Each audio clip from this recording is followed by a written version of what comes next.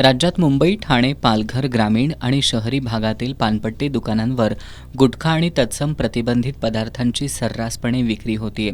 भिवंडीत काही दिवसांपूर्वी 3 टेम्पोसह 55 लाखांचा गुटखा जप्त करण्यात आला. राज्यात गुटखा आणि तत्सम प्रतिबंधित पदार्थांच्या अवैध साठ्याची वाहतूक होत असून अशा पदार्थांची राज्यात रेल्वे, पानपट्टी, बसस्थानक, कॉलेज अशा सार्वजनिक ठिकाणी सर्रासपणे विक्री होतीये.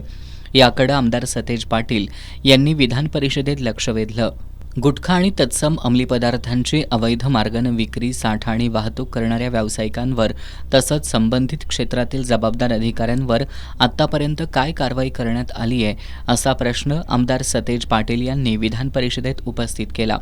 यावर उत्तर देताना अन्न आणि औषध प्रशासन मंत्री नरहरी झिरवळ यांनी भिवंडीसह नाशिक, मुंबई महामार्गावरील सोनाळी या ठिकाणी करण्यात आलेल्या कारवाईची कबुली दिली. त्याचबरोबर कोकण विभागात 1 एप्रिल 2025 ते 31 जानेवारी 2026 या कालावधीत 71 ठिकाणी कारवाई करून 56 इसमांविरुद्ध प्रथम खबरी अहवाल नोंदवण्यात आला असल्याचं सांगितलं.